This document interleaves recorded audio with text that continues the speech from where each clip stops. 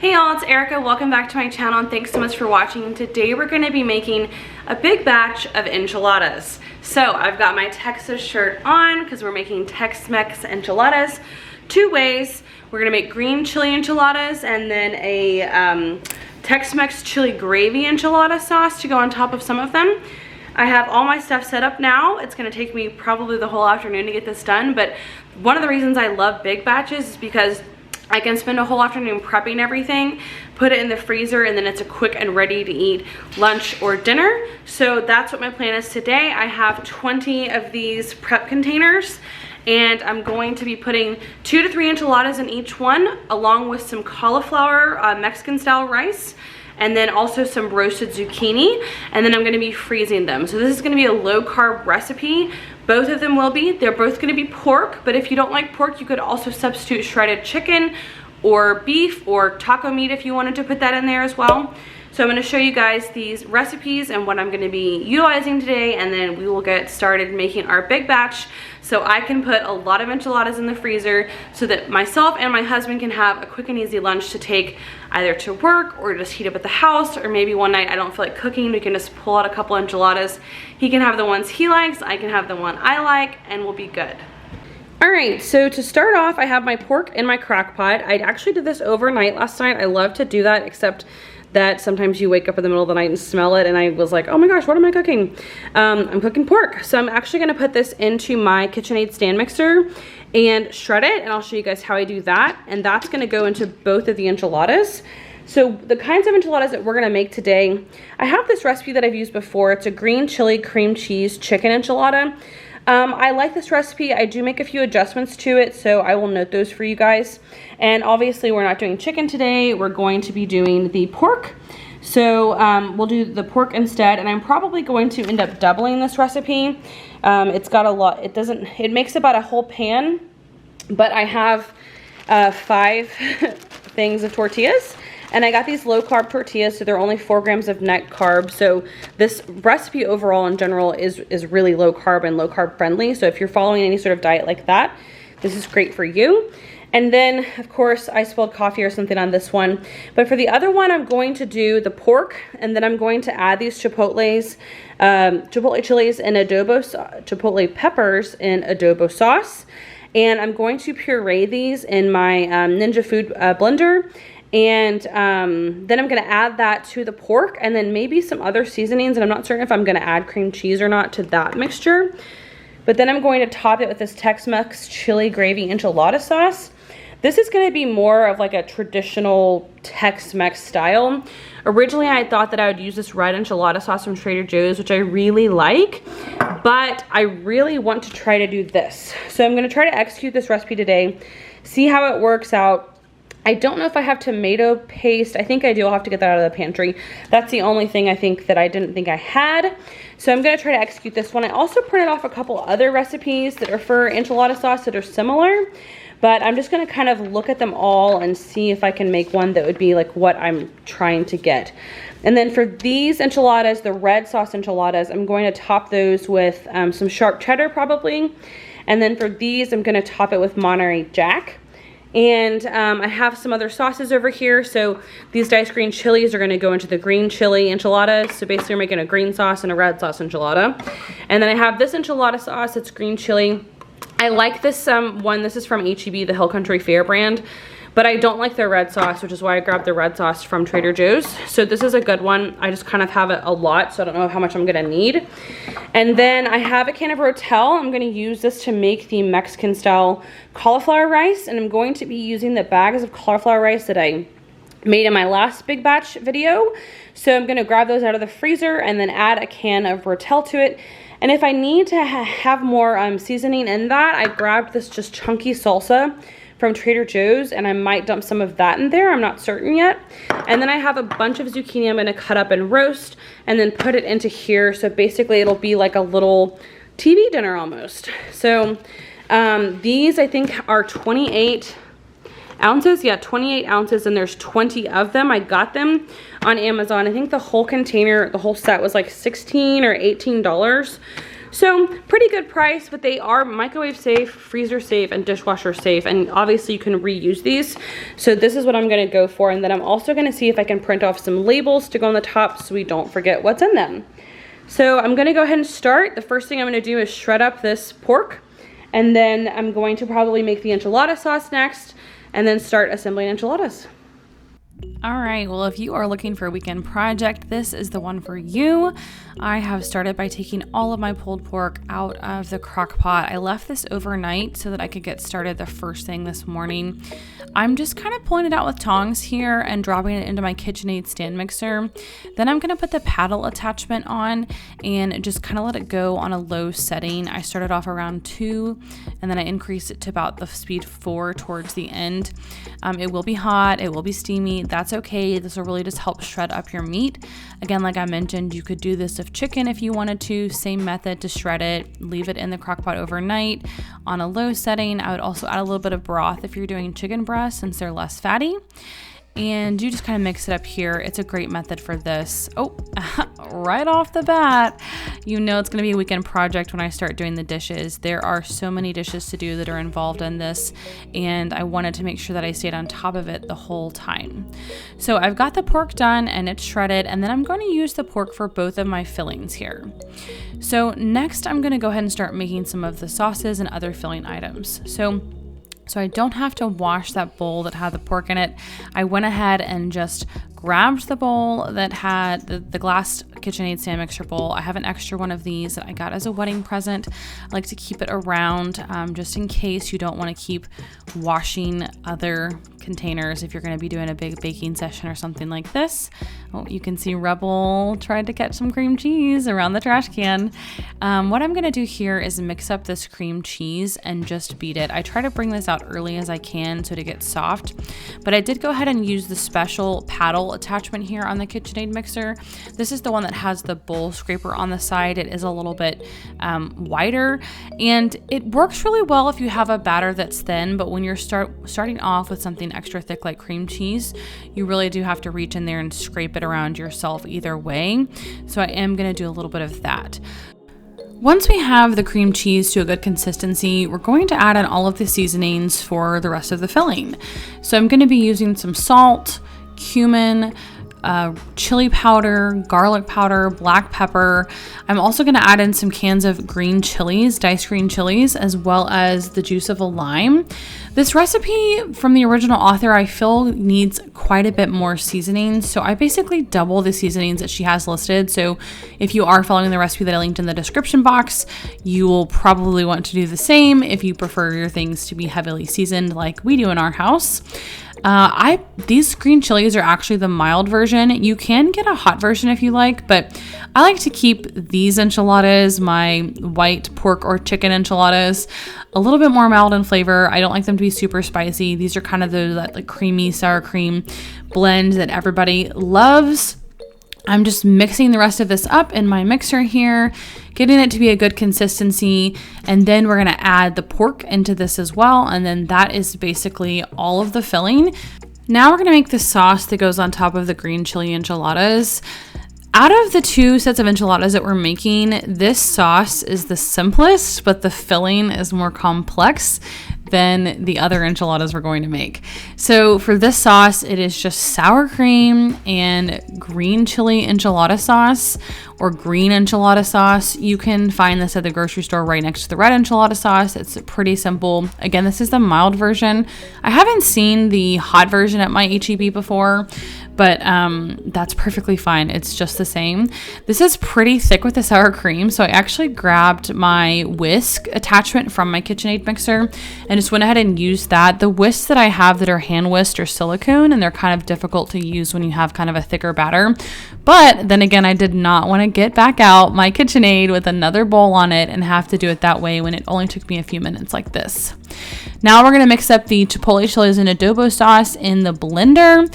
This is going to be what we add to our other half of the pork mixture for our enchiladas with the enchilada gravy on top.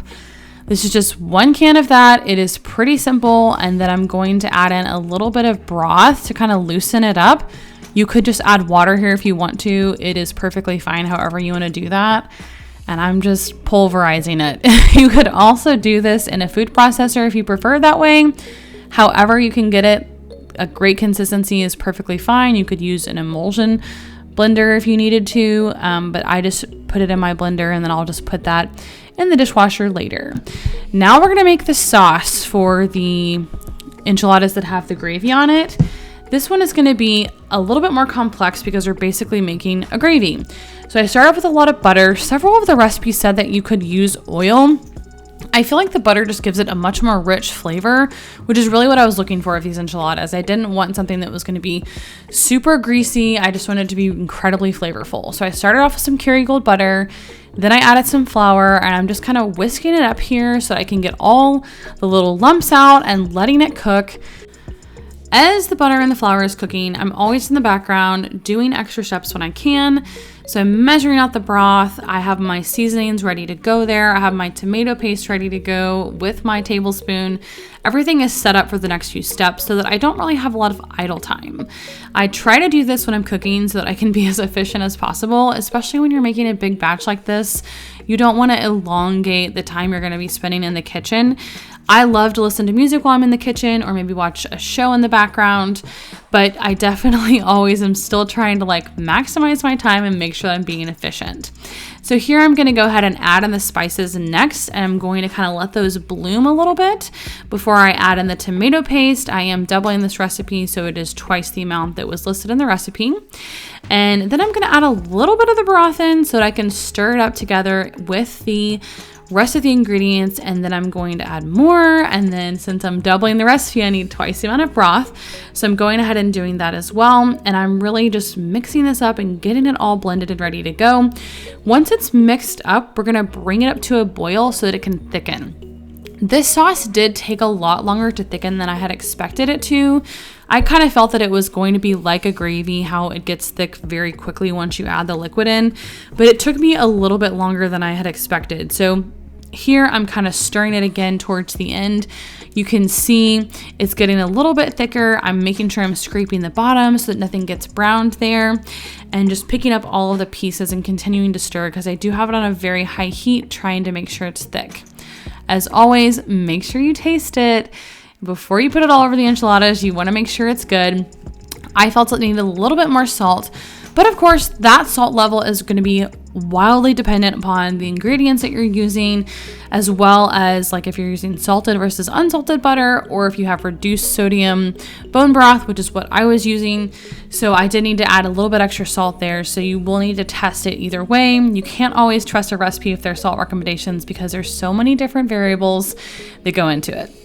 All right, so now that we have the sauce is done and the fillings kind of set up, we're gonna split up our pork mixture into the green chili mixture, as well as the rest of it's gonna be the adobo mixture with the pork. So I put half of the pork into this container where I had all of the cream cheese and seasonings, and then mixed it up really well. That is good to go. Now I have the other half of the pork, and I'm going to add the adobo chilies that we blended up with that bone broth as well, and that's going to go into the mixture. We're just going to stir it up. These did end up to be pretty spicy because adobo chilies are spicy. Fortunately, my family enjoys spicy stuff. If your family does not, you could easily just put regular enchilada sauce into this to give it kind of a more thicker consistency so that you can actually make it into a filling and then put it into the tortillas. Next up, we're going to start on our side. So I'm going to go ahead and wash up a bunch of zucchini that I had and set them on my little drying rack here so I can get ready to roast these in the oven. I'm going to be working with 2 cookie sheets here because I want to make sure that my zucchini is spread far enough apart so that it doesn't steam so much as it gets crispy on the bottom and just absorbs the flavor. I really don't want it to take that long to cook as well. So if you use a bigger pan, it always makes that simpler. This is one of my favorite ways to cut up zucchini. I just cut it down the middle, cut it down the middle again, and then slice it from the side. I find that even when I cook my zucchini in a skillet on the stovetop, this makes such an easy way to do it because you can easily flip and turn and get all the sides browned and sauteed the way you want them to, instead of just having whole rounds of zucchini that you have to flip each one individually. And then I'm gonna add some taco seasoning to this. Just plain old, some homemade taco seasoning that I have in the pantry. If you don't have your homemade seasoning, you can just open a packet and sprinkle a little bit on and you're good to go. This already has salt in it, so I'm really not adding anything else other than the fact that I sprayed those sheets down before so they have a little bit of oil on them. Into the oven they go, and the magic of YouTube comes out and they are already roasted. And these are going to go aside to cool before we put them into our packages. And that's going to be one of the later steps. So the next step is to actually make our enchiladas. So I always start off by spraying the pan first with just some avocado oil spray or whatever you have available. And then I'm opening up all my bags of tortillas, and on each actual 9x13 dish, I pour a little bit of the sauce in the bottom so that those tortillas don't stick. Even though you sprayed it, it always helps a little bit. It's kind of like when you put marinara sauce in the bottom of a lasagna pan just so that the noodles don't stick it there as well. Same process. Then I'm going to lay all the tortillas out on a very clean surface. I always scrub my kitchen countertop before I do stuff like this, but because I love to get really hands-on in the kitchen, I do it straight on the countertop. That way I don't have to worry about getting a bunch of like foil out or any sort of like paper lining or parchment paper. I just do it on the countertop and make sure that everything is very clean and sanitized before I start. I'm just gonna go ahead and roll up these enchiladas. If you haven't done it before, it's super simple. You just roll it over like a burrito or an enchilada and just roll them tightly, and then I fit them however they fit in the enchilada pan. It can be all sorts of directions, and this is how they end up for me. I am doing two separate ones here that you'll see throughout the video here, and that's because I wanted to experiment about if I cooked them first, like in this enchilada pan, and then put them in the little containers, or if I didn't cook the enchiladas at all and let them microwave cook them later. So I determined basically that you really need to cook them first. The ones that we did not cook the tortillas before we put them into the containers, they ended up just fine, but they weren't as good as the other ones. Grating up some cheese. I have some Monterey Jack cheese here. And again, power of YouTube, it is done. I'm going to go ahead and put the cheese on top of all of these. One other thing I did learn is that I think next time I do this, I will cook the enchiladas with just the sauce on, then put them in the containers, and then top them with the cheese and let them microwave melt the cheese that way. I think they'd be more enjoyable, and you would actually retain more of your cheese on each enchilada that way. And then here we go to our next batch of enchiladas. We have the pork ones here, or the other pork with the enchilada gravy. And again, I just added some sauce. We're rolling these enchiladas up, and then we will be putting them in there, topping with sauce and topping with cheese.